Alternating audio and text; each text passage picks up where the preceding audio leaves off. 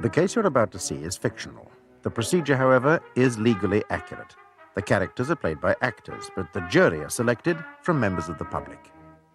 My lord, although Miss Freeman is accused of arson with intent to endanger Elliot Shadwell's life, the defense will argue that the fire could have been started by a missile thrown from outside the flat with a motive that was racial. And therefore, I would request your lordship to ask if any member of the jury is a member of the National Front. Mr. Benjamin, just because the people involved are West Indian doesn't automatically make the case a racial issue.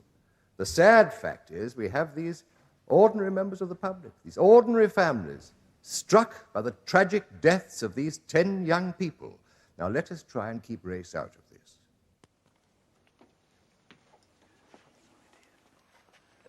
You expect me to sit in the same room as her? Don't worry, Mrs. Shadwell. If it wasn't for seeing my girls all right, I wouldn't be here at all. And if it wasn't for her, none of us would be. Members of the jury, the loss of young life is always tragic. Elliot Shadwell's 18th birthday party ended with the deaths of 10 of his friends.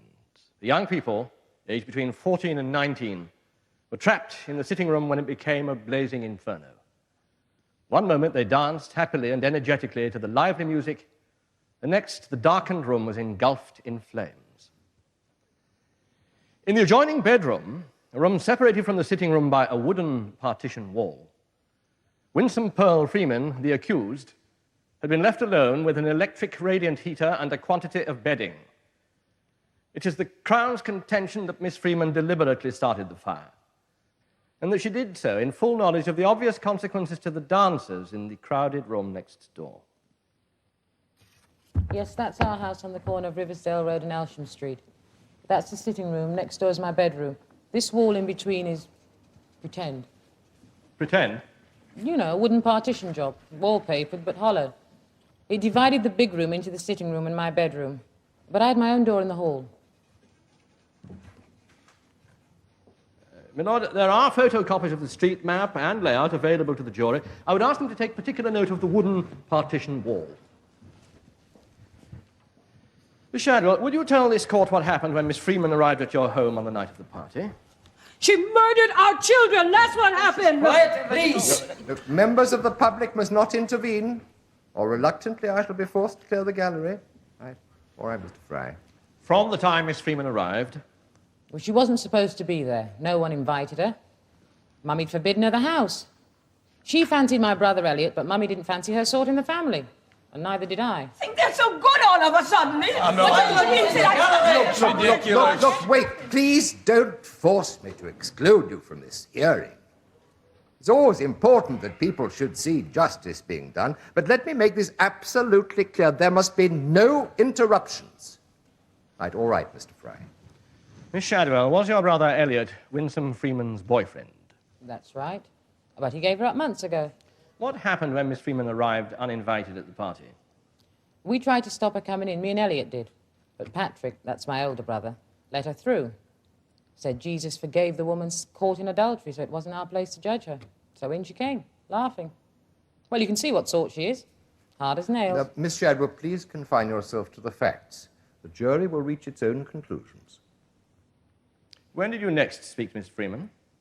About an hour later, outside the upstairs toilet. I told her to lay off Elliot, stop making a nuisance of herself. What was her reaction? She got mad. I told her she was a whore. She told me to go fry in hell. Then she went downstairs. She told you to go fry in hell? Yes. Then she spoke to Clive. He was sitting on the stairs. What did you say to him? He asked her about Elliot, I think. I didn't hear. And then she said, the bastard, I'll make him burn. Real mad. Well, I knew she must mean Elliot, but I didn't realize how till later, after the fire. When did you next speak to Miss Freeman? I found her in my bedroom. Now, that's the room next to the party, divided from the sitting room by the wooden partition wall. She was there, her blouse undone. She'd switched on the electric heater and was lighting bits of paper on the element of the fire. Lighting paper? Yes, newspaper, I think. But as it flared up, Patrick stuck his head round the door, told Winsome to watch it, or she'd have the whole place alight. To your knowledge, does Miss Freeman smoke? No. Did she give any explanation of what she was doing? No, none. But she stubbed it out sharp enough. Now I think she was trying to start a fire, only I'd caught her. Miss Shadwell, please don't tell us what you think. But that's what everyone thinks. What happened after you'd found Miss Freeman lighting paper? Patrick left. Then she told me she and Elliot had been doing it on my bed. Doing it? Yes, you know. Sex together on my bed. That offended you? Well, yes. Look, even me and my fiancé, we wouldn't. She wasn't engaged. She was nothing to Elliot. If he'd have been proud of her, he'd have walked with her on the street. He never did. She was wicked, and I told her. He was my brother. He was my man too. Ladies, please. We're not arguing about the ownership of a young man. This is a serious case. People have died. Now, please try and control yourselves. What happened when you challenged Miss Freeman? She lashed out. Fortunately, Elliot arrived and took me outside the bedroom, so she couldn't get at me. Leaving Miss Freeman alone? Yes, just for a minute or two. What happened next? Well, the smashing started. Glass. We rushed back in the bedroom, and the covers, the duvet, the pillows, the lot, they were piled where the heater was. We'd moved the heater when we cleared the sitting room for the party. I didn't have a heater. Could you still see the heater? No, everything was piled in it like a bonfire. What exactly happened when you got back inside the room? Well, she'd smashed the mirror. Elliot dived to stop her, then Patrick and Clive came. It took 3 men to hold her down. She was that wild, yelling at Elliot, go to hell, burn in hell, yeah, roast in hell. Well, when they let her go, she ran out the flat. Well, this was the second time you'd heard Miss Freeman speak of burning. On the stairs, she told you to go fry, and now she was saying the same thing to Elliot. Yes. And then? Well, I started crying. I shouldn't, but I did, what with all the fighting and the shouting and Patrick and Elliot going on. Then the police banging on the door. The police? They'd come because the music was loud. I told Elliot it was too noisy, but... So their visit was nothing to do with the fighting? No, they'd just come because the party was noisy. Just then they chose to tell us to turn the music down. And what happened? Well, there was Elliot telling the others the police were here. Me crying. I should have remembered the covers on the heater, but I thought somebody else would. What with the police coming, Patrick shut the bedroom door so they wouldn't see the mess. My fiancé took me upstairs, but the fire shouldn't have got left. Everybody died. Thank you, Miss Shadwell. No further questions, my lord. Do you feel able to go on, Miss Shadwell? Miss Shadwell, when you heard Miss Freeman smashing your things, you rushed back into the bedroom and saw the duvet piled over the heater. Yes. Like a bonfire. Yes, just like that. Yet you did nothing to prevent a blaze. Too much was happening. Elliot, then Patrick, and Clive were restraining Miss Freeman, leaving you free to move the covers.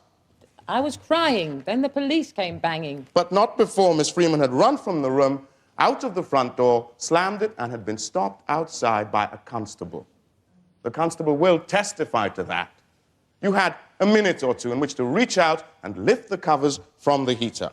When it was happening, it was fast, really. Miss Shadwell, it is a reflex action to reach out and grab fast when there's a danger. No!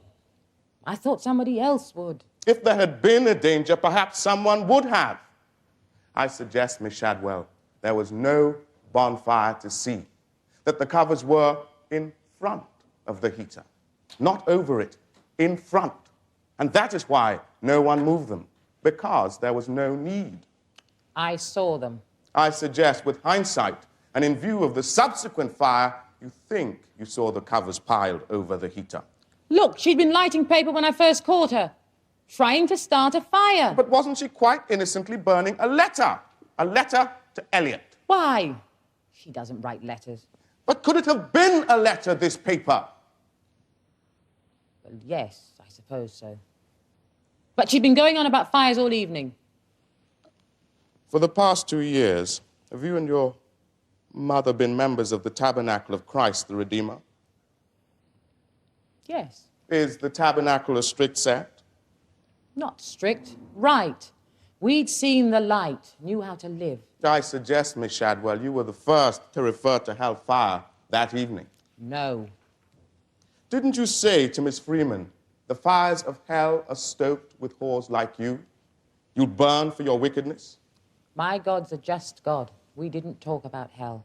Is it true, Miss Shadwell, that previously Winsome Freeman had been treated as a member of your family? Yes. So? Is your God a forgiving God? Yes. But since your religious conversion, neither you nor your mother could forgive Miss Freeman for being in love with your brother. You threw her out of your family. Elliot's stupid, easily led. It was my duty to save him. From Winsome Freeman? Look, some black people don't find this sort of going on respectable. People should be solid, settled.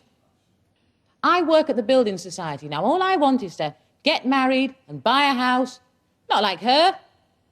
Anyway, Elliot hadn't seen her for months. Until they met in your bedroom earlier on the night of the party and had used your bed. But they didn't. Then why did it make you so angry when Miss Freeman said they had? She's got a dirty mind. A dirty mind making up stories. I suggest, Miss Shadwell, you believed her. No. You told my learned friend that after Miss Freeman ran from the room, Elliot and Patrick were going on at each other. What about? I don't know. But it was important enough to divert you from immediately removing the dangerous covers from the heater. Yes. Were they quarreling about Miss Freeman? Yes, yes. Her as usual. So, she was a constant topic of conversation, not a person Elliot hadn't seen for months. I just meant that every time her name came up, it caused trouble. It always did. She's trouble. You don't like Winsome Freeman, do you? No. I suggest, Miss Shadwell, that because you don't like her, you have convinced yourself that she started the fire. No. Have persuaded yourself that she is guilty, when in reality you are not certain what happened to the heater. It was covered up. All right. Let's leave the heater. On the night of the party, was someone on duty on the front door all evening? Yes, always at least two of the boys to stop trouble. 2 or 3 boys to keep out people like Miss Freeman. No. Skinheads. Whites. Things happen round our way. Bother. White youths causing bother. Yes, sometimes. Thank you. No further questions. Miss Shadwell, have you seen any incidents with skinheads or whites with your own eyes? No. So you haven't experienced any hostilities of a racial nature, not personally? No, half the time the boys bring it on themselves. Patrick all the time agitating. He's no son of mine, that Patrick. Silence! No, I'm sorry. No, you forced me to clear the gallery for the rest of the day. Listen. If you can behave yourselves, you can come back tomorrow. Children, man! I'm a big woman, you know. Yes, Too big.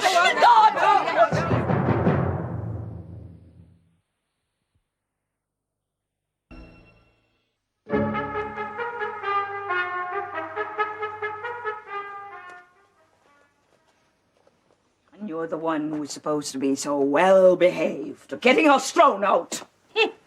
God knows, Mrs. Freeman, you've got nothing to tell me about behaving. If you weren't the way you were, you wouldn't have such a bad girl. Everywhere I went, Winston would turn up like a bad penny. You didn't want her as your girlfriend, Mr. Shadwell? No. I'd got a job at the bank, was working hard. Anyway, she got jealous if my eyes even looked at a woman. Mr. Shadwell, you mustn't tell us about the defendant's character, just the facts. Did Miss Freeman say why she'd come to your party? She said she had a present for me, but she wasn't carrying anything, nothing. Did you see her during the evening? Yes. She kept trying to talk, but I wasn't having it. She got more and more angry, hissing, swearing whenever I was around. Real nasty. Later, did you go to Naomi's bedroom? Yes. Somebody said they'd seen Winsome go in. Then Naomi too. I knew if they were together, there'd be trouble. Is that the only time you went to the bedroom? Yes. Had you met Miss Freeman there earlier? No. Had you been in bed with her there? No. No way. When you did go to the bedroom, what did you see? As I came in the door, Winsome clouted Naomi around the head hard, so I took my sister outside quick. And that's when the crashing started. I rushed back into the room, She was smashing it up. She'd pulled all the covers off the bed, pillows and things all piled up. Did you see an electric heater? No, Did you know there was an electric heater in the room? no. Well, not really, but it could have been under the covers. Then I wouldn't have seen it, would I? Did Miss Freeman say anything? She told me to go to hell, to go roast in hell, to go burn in hell. Then she ran off just as the beast came on the scene. The beast? What beast? I believe he means the police, my lord. Mr. Shadwell, please use proper language. The police are the police. Yes, sir. Sorry, sir. It's just a word some of us use. Mr. Chandler, do you know Miss Freeman well? Yeah. She's always lived next door. We grew up together. Correction, I grew up, she didn't. Look, we weren't married, but she got angry every time I suggested we finish. And then I did finish 4 or 5 months ago. Can we return to the night of the party? When did the fire start? About 20 minutes after I stopped her hitting Naomi. After she'd told you to burn in hell, and 20 minutes after she'd been alone in the bedroom. Yes. Where were you when the fire started? In the sitting room. It was like the place exploded. The side where the partition was burst into flames. Whoosh. It just went up. Lucky I was near the door. It was my sister that roasted, and the others. Burnt in hell.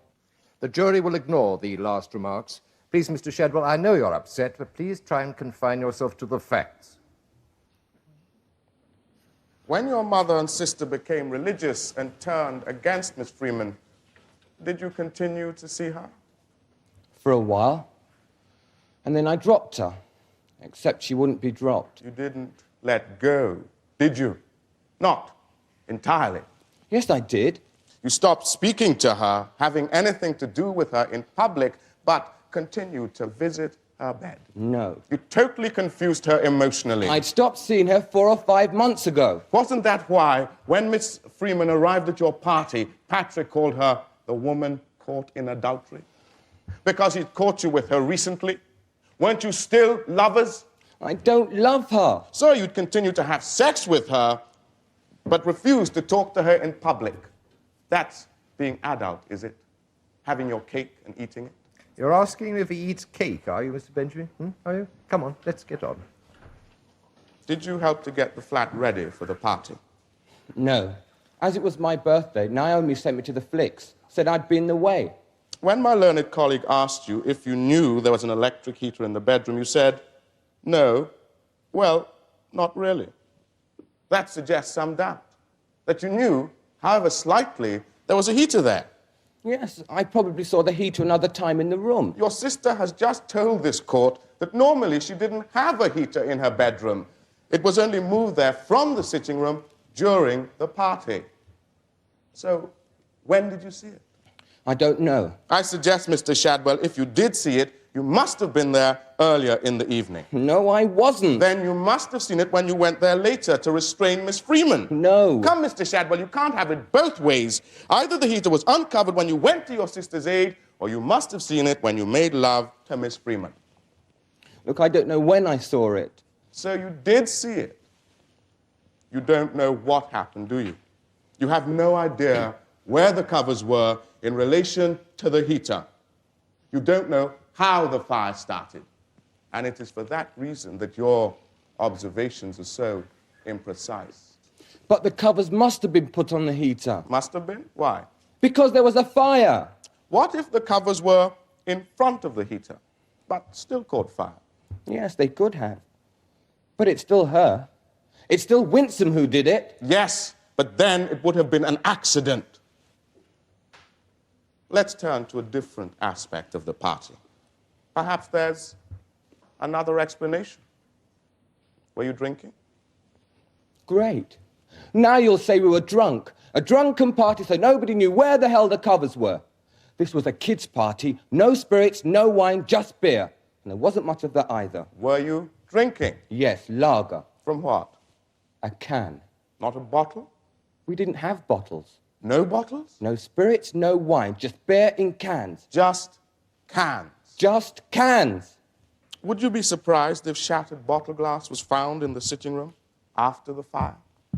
Yes. We didn't have bottles. We'll come back to the mysterious bottle glass later. Did anyone call at the house during the evening? Any unwelcome guests? Only the police. Oh, and the whites, skinheads, shouting out front. 11:30-ish. Me and Patrick were on duty 11 till 12. But we always get them. They just chuck a few bottles. And then they go away. Bottles? Yes, they shout a bit and then they go away. Are you sure? Yes. After the police left, who was on duty on the front door? Me and Patrick, it was our turn again. 2 o'clock until 3. Only we never got there. When the police left, we went straight in the sitting room. So, unless the previous people, the 1 o'clock to 2 o'clock shift stayed put, the front of the house was unattended when the fire started. Yes. Could the skinheads have returned? Could they have come back? Yes, I suppose they could. I was on the stairs when Winsome comes out of the loo just as Naomi arrived.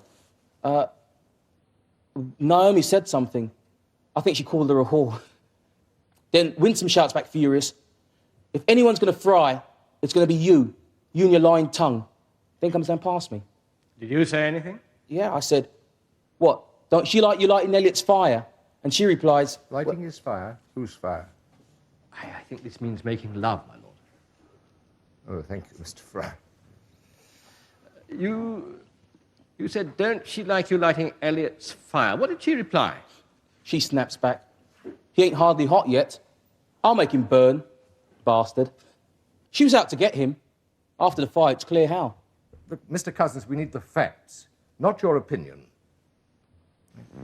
And where were you when the flat caught fire? Dancing in the sitting room. When everything blew up, like sudden, the wall lit up. Everything blew up like what? A bomb? The wall exploded. Like a bomb. Well, it didn't sound like one, but the lights flashed like one, yeah. While you were in the sitting room before the fire started, did the skinheads come back, shout outside? No. Positive. Was the room dark? Apart from the little red lights on the sound system. Yeah, very. Was the music loud? Yeah. We hired a terrific sound system. Music to jump to. Everyone jumping. 40 of us. Feel the bass vibrate your body.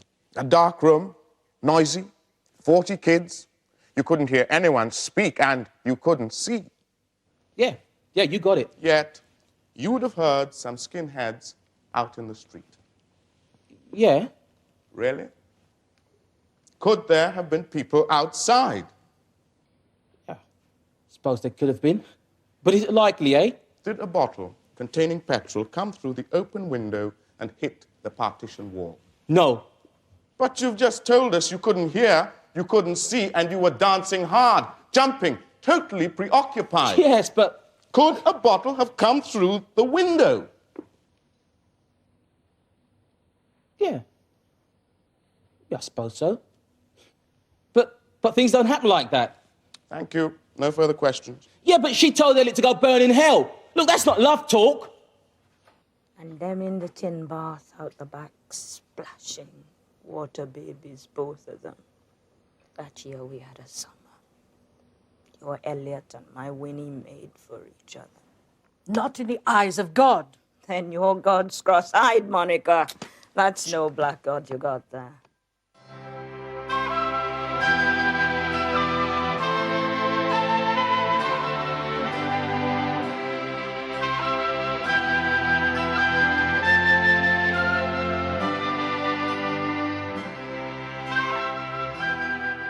The case of the Queen against Winsome Freeman will be resumed tomorrow in the Crown Court.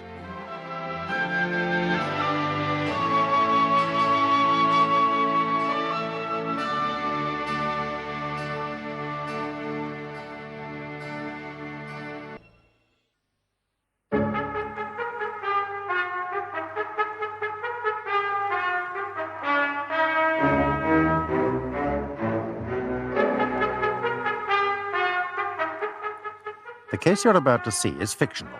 The procedure, however, is legally accurate.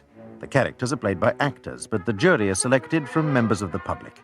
Winsome Pearl Freeman is accused of deliberately setting fire to the Shadwells' home during her boyfriend's birthday party. 10 young people died.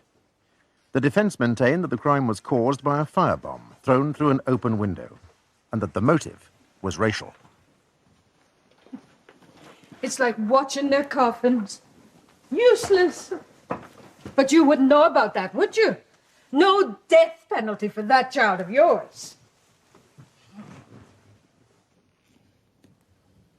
You are Arthur James Beamish, Senior Scientific Officer at the Fulchester District Forensic Headquarters. Correct. Referring to the agreed plan, will you tell the jury what you found at the scene of the fire? The house was largely destroyed. The fire had been very severe. It spread, aided by a number of wooden partitions inside the house. In your opinion, this exacerbated the fire? Sadly, yes. Would you tell us what you found in Naomi Shadwell's room?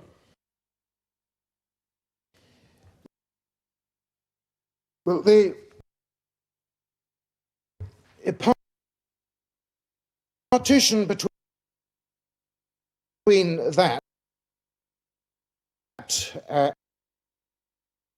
and the sitting room had been completely destroyed. The remains of an old-fashioned two-bar radiant electric heater was about 6 foot from the partition, the switch in the on position. Could you give the jury some idea of the probable cause of the fire, Mr. Beamish?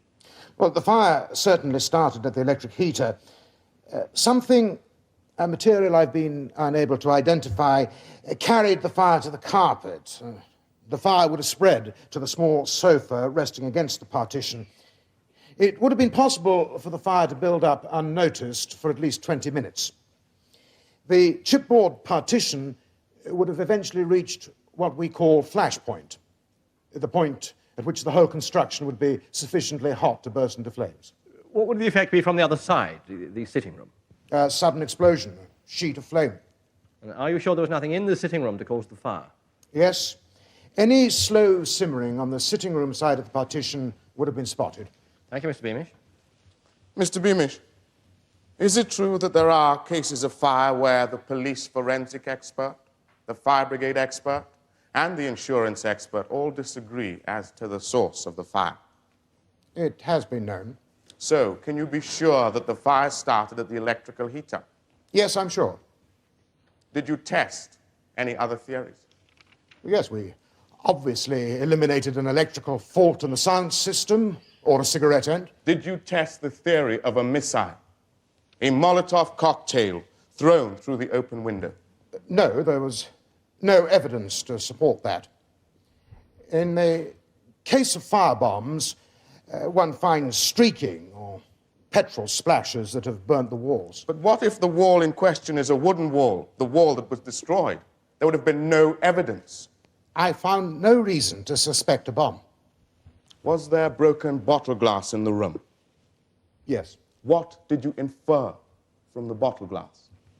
That it was a party. Was that your only inference?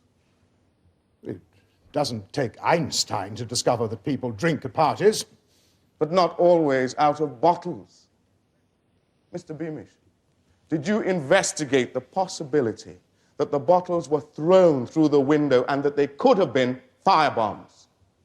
No. But witnesses have testified in this court that there were no bottles at the party, and yet bottle glass was found after the party. That is information I did not have.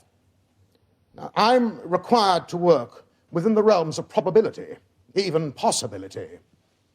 Otherwise, one could blame Martians for half the fires in England. Little green men. Or little white ones.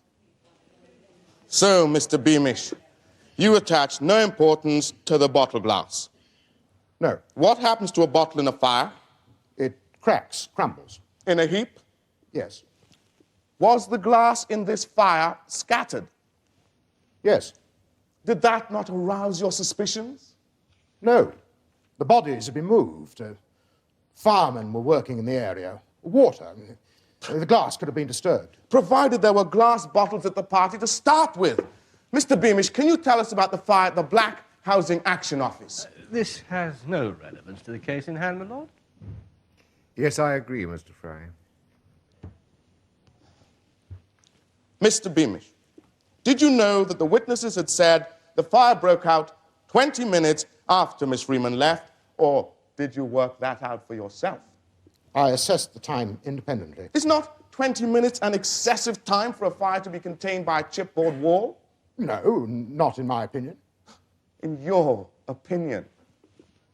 But isn't 20 to 30 minutes the time one could set on a normal sealed room?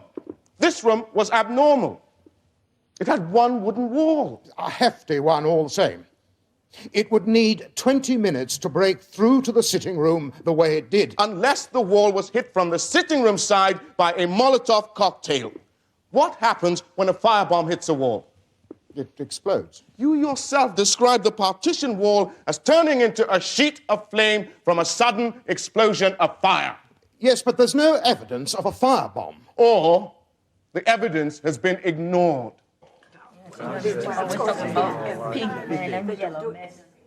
I originally called at 53 Riversdale Road on the night of the party before the fire.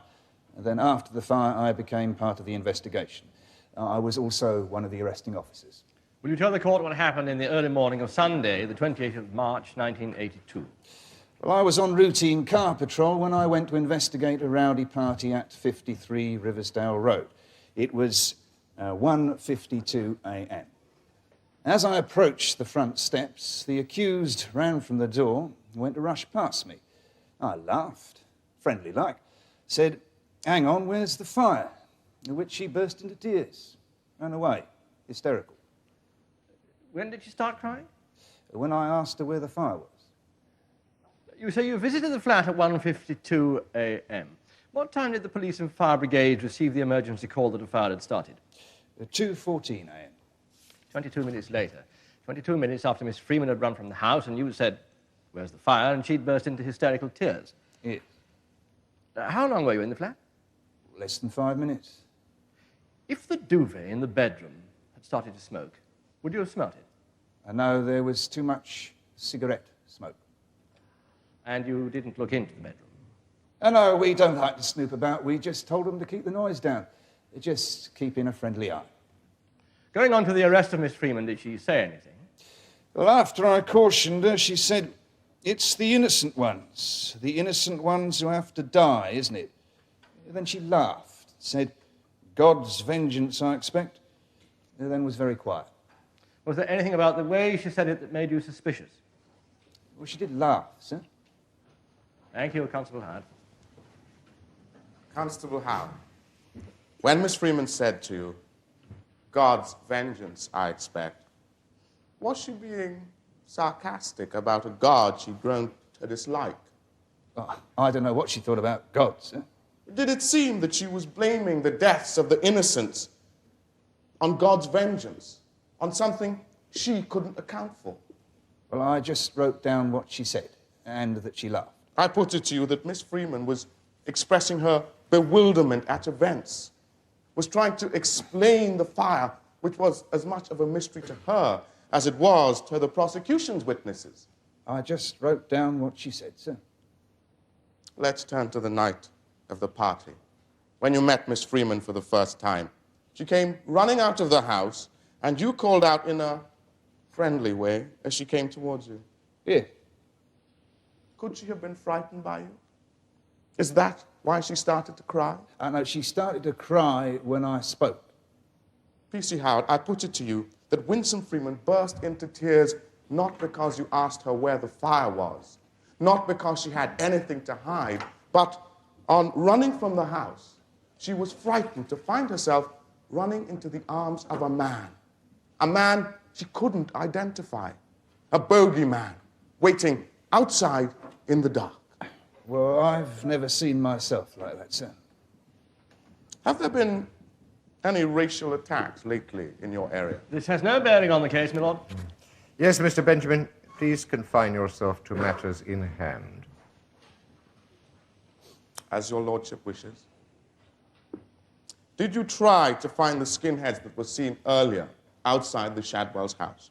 Yes, we did as thorough investigation as we could, with no description of the car. Are incidents of abuse, bottle throwing, common in Riversdale Road? Oh, yes, it's hooliganism, especially Saturdays. Could the skinheads have returned to the Shadwell's house? But there's no evidence they did. And the evidence in this case pointed towards an internal cause of fire, and in particular towards the accused. He's all I've got.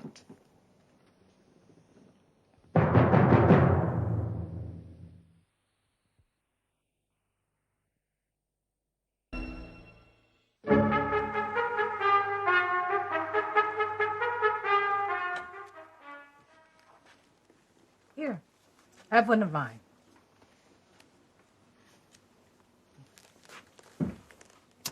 Who's shaken more, you or me?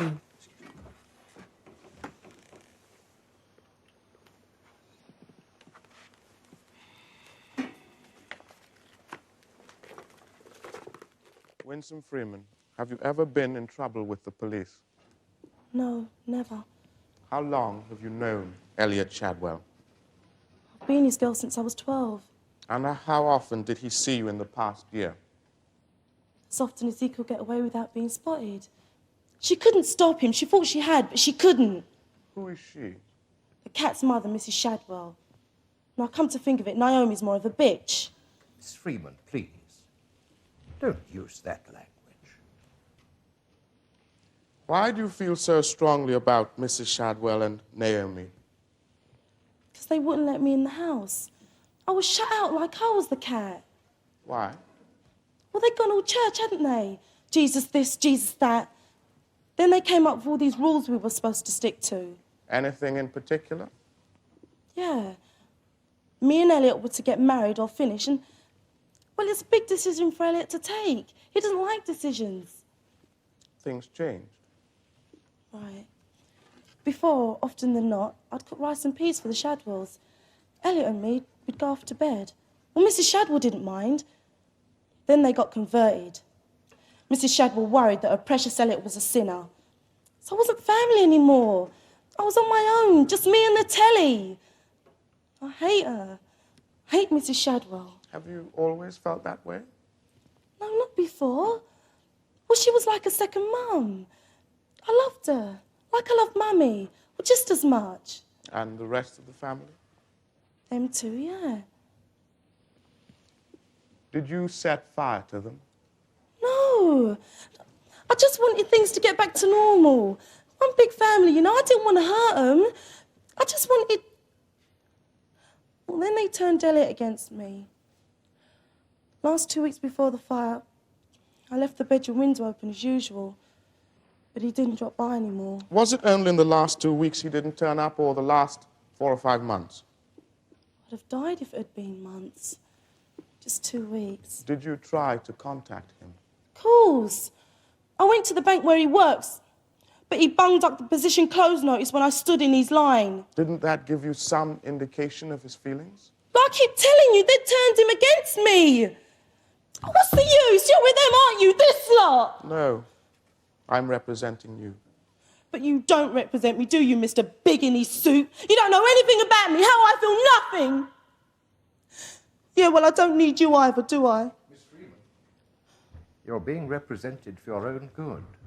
Mr. Benjamin has asked you a straightforward question. I've been with Elliot since I was 12. I'm 18. I've never had anyone else. It was like being married. If he didn't want me, he should tell me instead of just not turning up. That's cruel. Still, that's how men are, innit? How do you know what it's like? You're a man, stupid. Miss Freeman, please be respectful.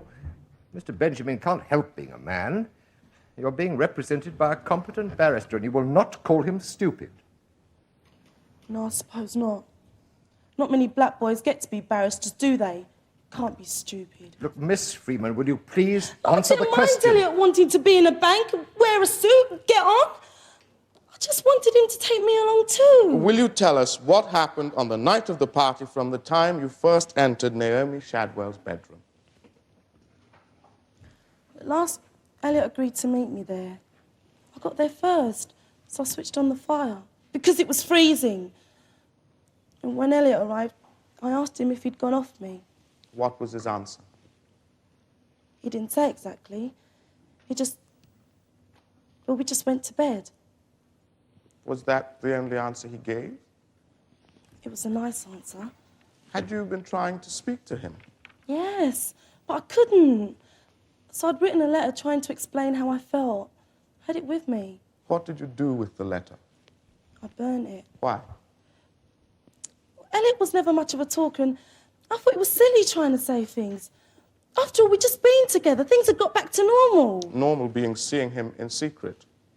Yeah, but seeing him, at least it was seeing him. So, seeing him, even in secret, is better than not seeing him at all.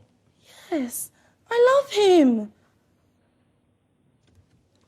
What happened next? He said he'd better get back to the party or Naomi would miss him. He always had to go. It went so fast he didn't take his letter, so I burnt it. Didn't want Naomi seeing it. But in she came while I was burning it. Did she say anything to you? Only said more of what she said before. I was wicked. How did that make you feel? Dirty. What? Speak up, will you please, so the jury can hear? Dirty! Like however much I washed, I couldn't get clean. Then she said it again. The fires of hell were stoked with whores like me, just like me. Then what happened? I hit her. I hit her to stop her keep saying it. That's when Elliot came in. He put his arm around Naomi to protect her from me. Took her outside the door to talk. He could take her off to talk, but he couldn't talk to me. What did you do?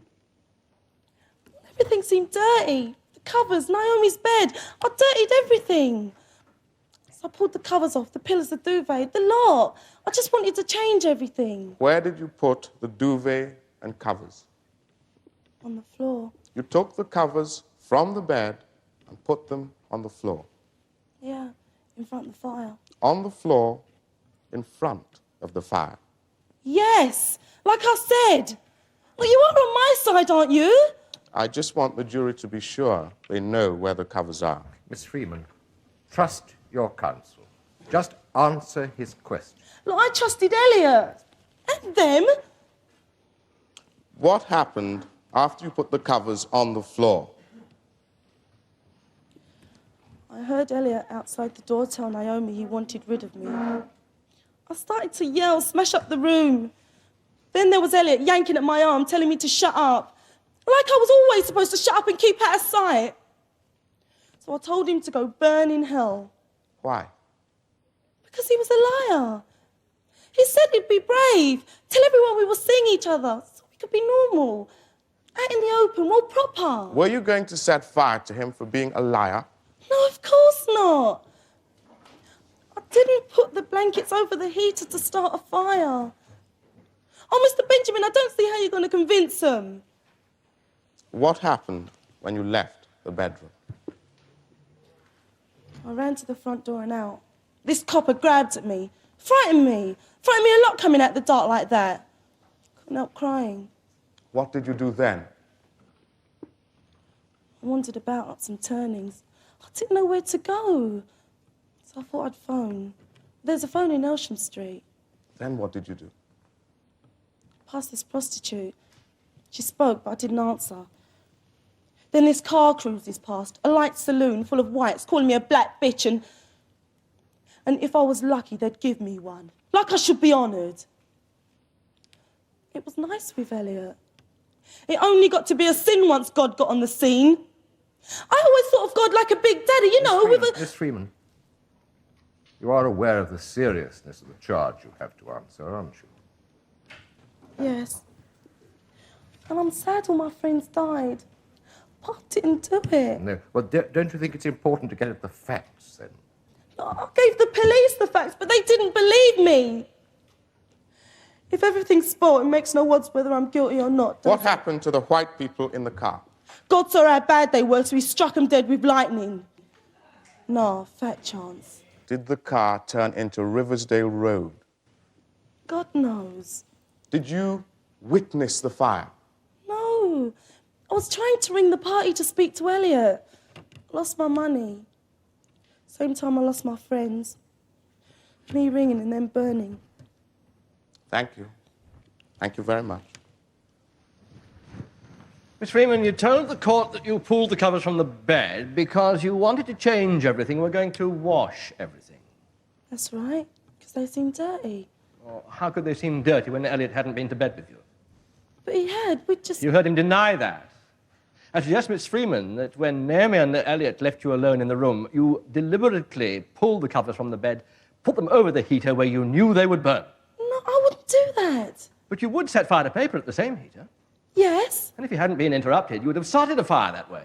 No, I was burning my letter to Elliot. But if, as you say, Elliot had been in the bedroom with you earlier, why didn't you give the letter to him? Well, I wasn't sure... You weren't sure if he was in the bedroom? I wasn't sure if it was the right time to give it. Do you burn this so-called letter because, as you said yourself, it was silly trying to say things? Yes, silly, when no one listens. Oh, I was listening, Miss Freeman. You told us that Elliot left so fast he didn't take his letter, so I burnt it. You also said you burnt it because you didn't want Naomi to see it. Now, which explanation is right? All of them, a bit. I suggest there was no letter. It was paper, with which you intended to start a fire. No! Then why not put the letter in your pocket? Why not tear it up, flush it down the lavatory? Why did you burn it? It seemed best. Isn't it difficult, lighting paper at an electric fire, poking it through the guard? Yes, and I burned my finger. And it still seemed best? Yes! I put it to you, Miss Freeman, that when Elliot and Naomi were out of the room for a few minutes, it was too difficult to start lighting paper. It would take too long. So you dragged the covers from the bed, entirely covered the heater with them, hoped no one would notice. But he's not listening to me. If you really felt the bedding was so dirty, why not burn it? Make up on fire. Burn your sin. That's what happens in hell, isn't it? And that's what you did, isn't it? You put the covers over the heater, knowing that the flames might engulf the dancers in the room next door. Look, I'm not stupid. Being dead's forever, you know, like hell. You told Elliot to go burn in hell. Was that meant to be forever? No, I said he deserved to go, that's all. Look, him whispering in my ear, we'd get engaged a lot. Then next thing I know, he's telling me to shut up, like I was nothing at all. And was it not because you were precisely nothing, meant nothing to Elliot, that you let your anger get the better of you? No, he promised he'd change. All those months of him climbing through the window, we just did it, no talk. And after I felt... Well, don't you think I know the difference between love and what Elliot was giving me? But there was hope, you know, where there's life. But not with him dead, not dead. Miss Freeman, you wanted Elliot to burn in hell. Was that a promise of future love? Oh, what do you know, Mr. Wishy-Washy? You don't look as if you've ever had a... Miss Freeman, you will not insult learned counsel. Well, he's allowed to go on at me, but I can't get at him. No, you cannot. That's the way the system works. I suggest, Miss Freeman, that in the months before the fire, you'd had no intimate contact with Elliot. He'd rejected you in favour of an ordered life of hard work, nights spent in his own bed and days building a career at the bank. He's not believing me, but he believes Elliot. Men. After you left the party, did you telephone the flat to warn your friends? No, I wanted to speak to Elliot. To say what? Things! But you'd nothing new to tell him. I was pregnant. I wrote it in the letter. I was trying to say I was having his baby. Why didn't you say? Oh, it's too late. It's much too late.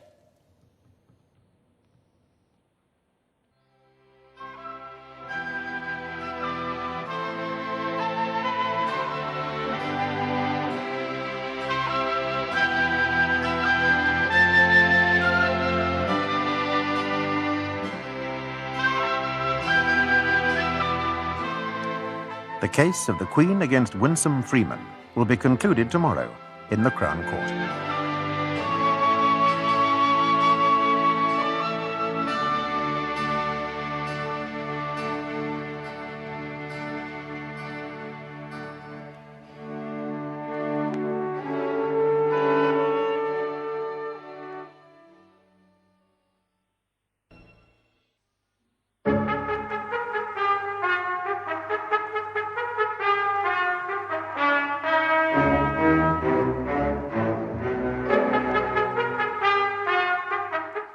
case you're about to see is fictional. The procedure, however, is legally accurate. The characters are played by actors, but the jury is selected from members of the public. Winsome Pearl Freeman is accused of deliberately setting fire to the Shadwells' home during her boyfriend's birthday party. 10 young people died. The defense maintain that the crime was caused by a firebomb thrown through an open window and that the motive was racial. Mr. Benjamin, do you wish to re-examine Miss Freeman? Thank you, my lord. If you go back. Why didn't you tell Elliot you were expecting his child? Because if he wanted to be with me, it had to be because he wants me. And not because he felt guilty about the little one. I don't really want him if he doesn't really like me. Why didn't you tell the court you were pregnant?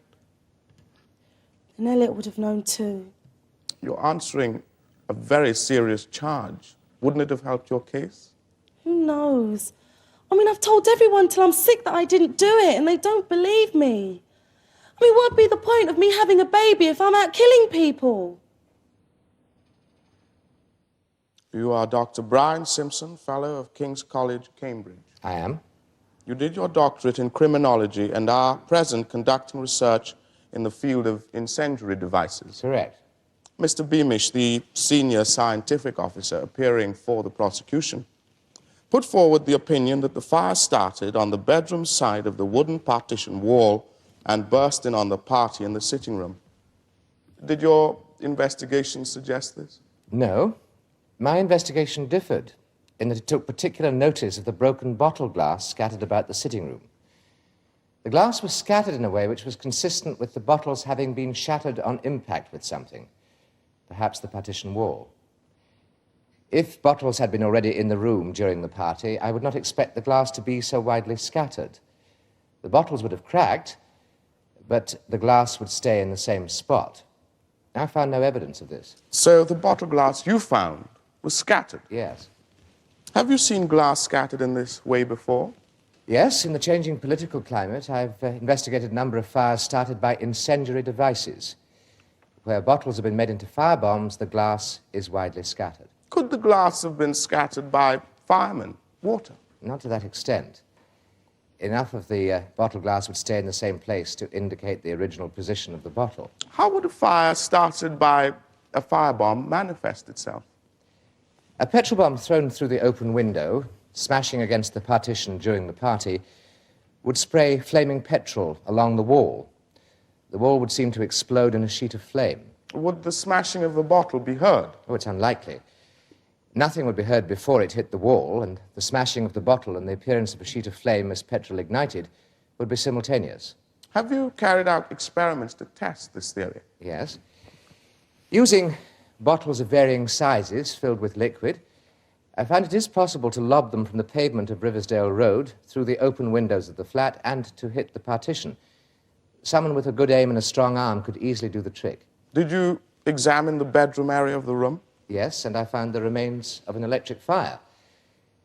But I do not consider that to be the source of the fire. Why not? Time.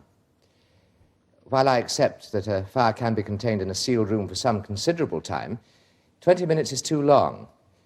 I would put it nearer 10 minutes maximum. The partition wall would reach its flash point within 10 minutes. Did you arrive at 10 minutes because 20 didn't fit the scenario of a Molotov cocktail put forward by the defense? Not at all. Do you often investigate fires in rooms with wooden partitions, Dr. Simpson? No, but I often work on fires started by incendiary devices. That makes you an expert on incendiary devices, not on wooden partitions. Did you look for any alternative cause of the fire? Yes, but I found none. But I did find scattered bottle glass. Evidence rather skated over in Mr. Beamish's report. Is glass the only forensic evidence of a firebomb? Yes. The only evidence? What about traces of petrol? The partition wall bearing the petrol streaking had been destroyed. It would take no more than a couple of bottles. Then how do you know that it was ever streaked with petrol? From the nature of the explosion. Which you yourself said fitted both types of fire, heater or petrol bomb. And the bottle glass.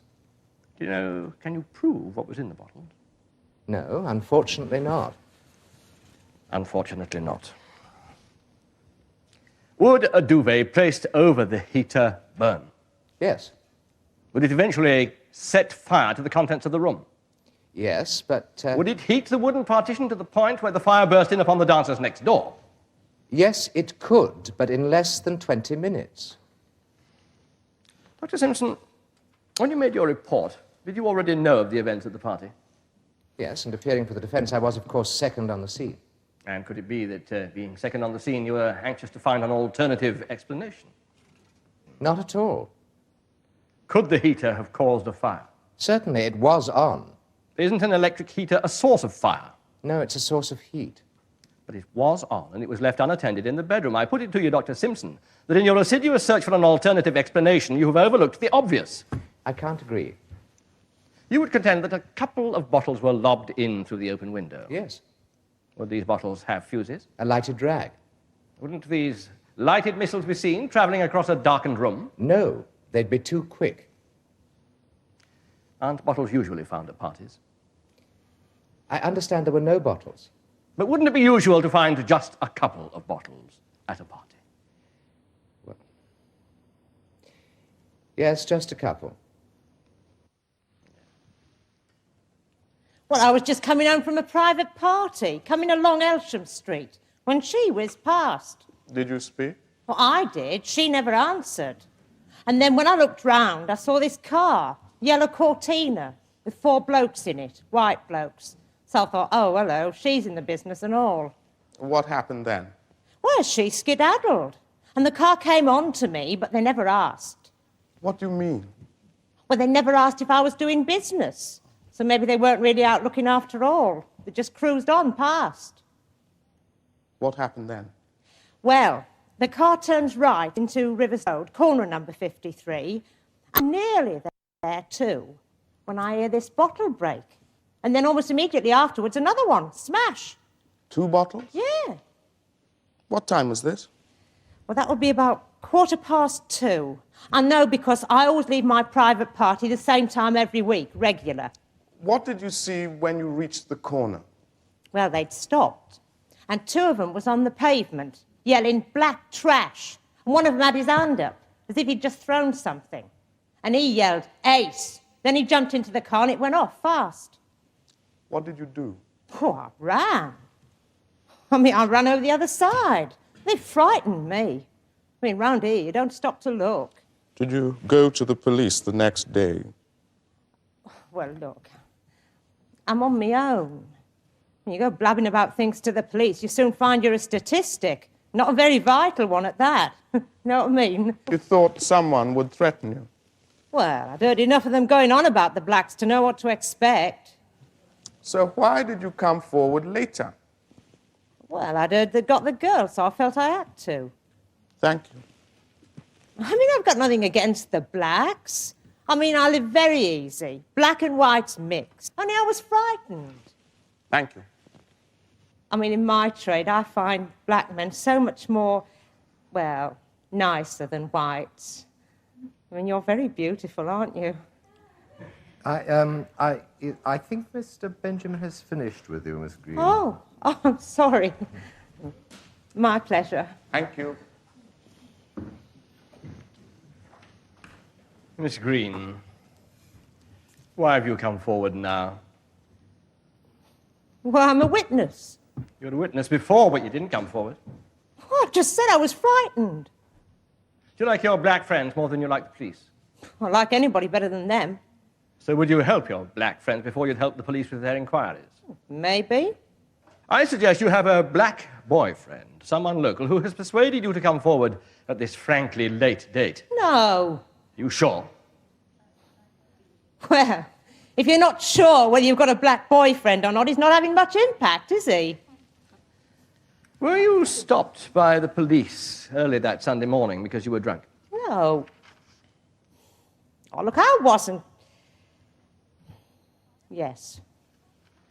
Oh, they wanted something to do bothering me when they should have been stopping black kiddies getting murdered. Silence! By 2:15, were you sober? Look, I'd only had a couple of port and lemons with my last client. And it is in this state of almost total abstention that you find yourself at the side of number 53 Riversdale Road. Yes. You hear what you think is glass breaking. You hear it, but you don't see it. What did you think it was? Or a bottle. Around there, the kids are always flinging milk bottles at the houses. You heard what you thought was a bottle breaking, Yes. inside or outside the building. What? If we are to believe the defense theory that the fire was started by a bomb thrown in through the open window, then the bottle you thought you heard breaking must have been breaking inside the flat against the partition wall. Yeah, I suppose it must. You were drunk, the music was loud, and yet you heard a bottle or two breaking inside the flat. Yeah, I'm sure. As you can be about anything when you're drunk. This man with his arm in the air, could you have been waving, gesticulating? It looked as if he'd just thrown something. Why? Because that's what somebody has told you has happened? No. Well, people don't just stand there with their arms waving like this, do they? And he yelled ace. People only yell ace if they score. I put it to you, Miss Green, that what you heard was a normal piece of hooliganism for the area. One of the usual bottles. A milk bottle was hurled at an outside wall. Yeah, but it didn't sound sharp like it would if it was on the outside. It definitely sounded muffled and blurred. Yes, it would if you were drunk. No, I know what I heard. No one ever sees. Not really see. No. Yet it happens. Yes. Yes, I suppose it must.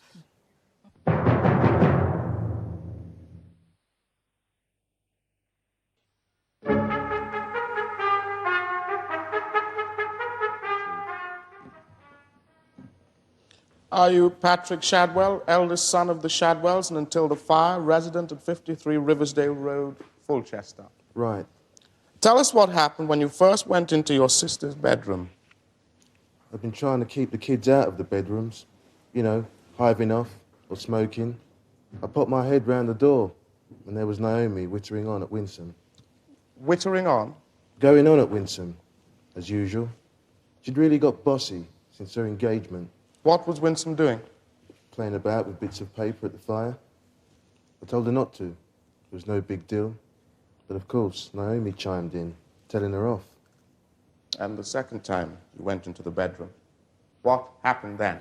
Winsome had blown. At last, she'd finally blown a fuse. Why at last? Why had she finally got angry at last? For a start, all the criticism Naomi'd aimed at her. And not only that evening either. Quoting hell and damnation. It hurt poor Winnie a lot. How do you know? Well, every time we'd meet in the street, she'd always be asking if bits of the Bible were true. She'd really got preoccupied. She felt she might be a sinner. Please, Mr. Shadwell, confine yourself to the facts, will you? Was there any other reason Winsome might get angry? Elliot, of course. He'd told me and Mummy he'd given her up. Been saying it for months, but cheating. Climbing through her bedroom window at night. Did you see this with your own eyes? Well, yeah. I could see him from our bedroom window. Having her when he wanted. Not decent enough to acknowledge her in daylight. Did you discuss it with him? Yeah. It always caused rows. Winsome waited as long as she could for him to change. And she lost her cool. At the party? Who allowed her in? I did. It was time they met in public. Time she spoke up for her own good. He climbed through her window. She could come through our front door. It was only fair. Let's move on. When you went into the bedroom to help restrain Winsome, did you see the heater? Not exactly. I felt it. In trying to calm Winsome, I got my foot tangled in the bedding on the floor. I kicked it aside, hard. I stood still for a few seconds, then felt the heat. The heater scorched my jeans. It couldn't have been covered. Since the tragedy, has your account of the fire caused you any trouble with your family? Yes.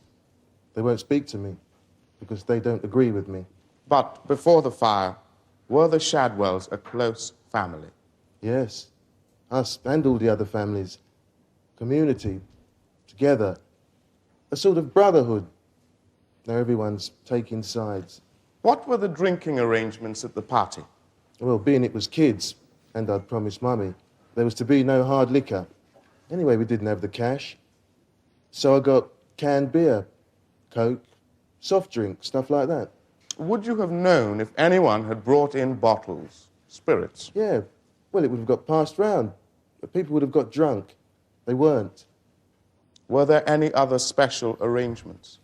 I fixed for 2 boys to be on the door. all evening. A sort of rota system to stop gate crashers. Just to stop gate crashes? And local skinheads. They roam around.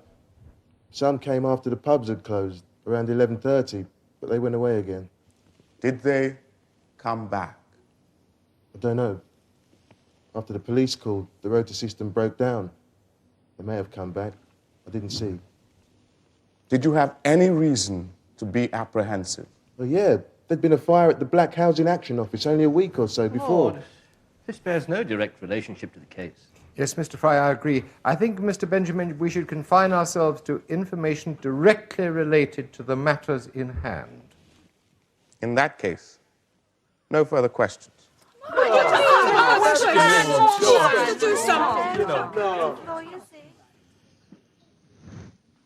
Mr. Shadwell, did you make a statement to the police directly after the fire? Yes. In that statement, did you say that when you went to restrain Winsome Freeman, the heater was covered by bedding? Yes. You've just told the court it wasn't. It wasn't covered. You're sure? You're not going to change your mind? It wasn't covered. Are you now saying that your first signed statement to the police was a false statement? Yes. Why did you make that statement to the police knowing that it was false? It was all the grief. 10 kids dead. Me, in charge of the party. The tears. Mummy, inconsolable. I thought Winsome must be a classic case. A classic case of what? You know, suppressed peoples rising up under the yoke of exploitation. Bloody revolution after years of indifference. Elliot's. Then after some of the fuss had died down, after the funeral, when I really pieced together how it was, when I thought about it, well, I knew Winsome wouldn't do that. Mr. Shadwell, it is for the jury to decide matters of guilt and innocence. You are only required to tell us what you saw. But it's what I felt. On my leg. I remembered the heat. I remembered feeling the heat on my leg. Then I knew she couldn't be a textbook example. Revolution. Rubbish. And when it comes down to it, people take a lot, suffer a lot without... Look, Mr. Shadwell, please. Mr. Shadwell, why should we believe that your second statement is any more honest than your first? Look, listen. Later I remembered feeling the heat on my leg. Well, the heater couldn't have been covered, could it? Yes, Mr. Shadwell, you gave that account to the court not 10 minutes ago, but how are we to believe you? It makes sense. Well, your previous statement made sense too, but now you're denying it. Yes. Well, if you make a false statement once, is it not likely that you'll make one again? No. If we could move on. The party was hot, crowded, dark. Now, are you seriously expecting this court to believe that you can categorically state that there were no bottles in that room? Yes. And anyway, Naomi kept switching the lights on. I put it to you, Mr. Shadwell, that on the flimsiest of evidence you are willing to believe in an external attack. In fact, over the past few weeks, you've convinced yourself of such an attack. No, that's not true. You just told the court that you saw Miss Freeman as a suppressed person rising up against oppression. You spoke of a bloody revolution. Yes. Are you familiar with the mechanics of revolution? Modern politics is part of my course at the Tech. Yes. Are you politically active? I'm aware. Did you refer in your evidence to my learned friend to the brotherhood of black peoples, the larger family? Yes. You do have a sense of black consciousness? Yes. So you are politically motivated? If having some sense of identity is political, yes. I put it to you, Mr. Shadwell, that you want to see this as a racist issue, that your concern arrived from a political motivation, from your black consciousness. Look, I'm just concerned with those particular white kids. You've got to believe me. No further questions, Bernard? Divide and rule, that's it, isn't it? Keep it black, it's easiest. Go and sit down, will you please? It fits all your prejudices. Yes, all the time it's happening. You see there? At the minute, and he's telling the truth. And moreover, members of the jury, have you not seen here in this court that the defense has ceaselessly and remorselessly brought racial issues to bear on this trial? You must judge for yourselves whether these issues are of any relevance whatsoever, or whether the shameful facts related in this court are not in themselves sufficient explanation of the tragedy. You have heard of the events leading up to Miss Freeman's angry outburst, of the events leading up to the fire. You've seen the behavior of the accused here in this court. Is it not typical of the behavior described on the night of the fire? Has she not shown herself capable of violence, entirely capable of setting fire to some bedding out of anger and frustration? And if you accept the solid assessment of events given by the forensic expert for the prosecution, can you doubt that the bedding was placed over the heater, causing a fire? You'll make your own minds up about the witnesses for the defense. The Cambridge academic who forgot that bottles are normally found at parties, the drunken prostitute whose evidence was found to be unreliable, and Patrick Chadwell, who, having made a very firm statement to the police, has now decided, for political motives, to change his testimony. Members of the jury, the Crown submits that if you consider the facts, the evidence is overwhelming. It points inexorably at one person, Winsome Pearl Freeman. Elliot Chadwell, an important prosecution witness, has been unable to say how he knew there was a heater in the bedroom. You have seen him in total confusion over events. Ask yourselves very carefully whether this girl wished to kill a lover she still professed to love, a lover she was still seeing, a man whose child she was carrying. Take also considerable note of Elliot Chadwell's insistence that there were no bottles at the party. As one of the main prosecution witnesses, you heard him testify to this, a view reiterated in the evidence of Patrick Chadwell. Mr. Simpson put total emphasis on this shattered bottle glass. Remember, you only have to think that Mr. Simpson's suggestion of firebombs is possibly true to dismiss the too simple explanation offered by Mr. Beamish for the prosecution. Bear in mind also that the police themselves have said there were skinheads in the area. If you are in any doubt, you must find this young girl innocent. At the very worst, the covers could have burned accidentally. The fire could have started that way. But I would ask you to ponder very carefully the possibility of a racist attack. Will the foreman please stand?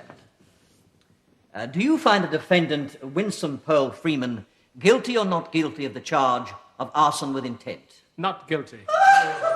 Is that the verdict of you all? It is. Winsome Freeman, you are free to leave the court. All stand.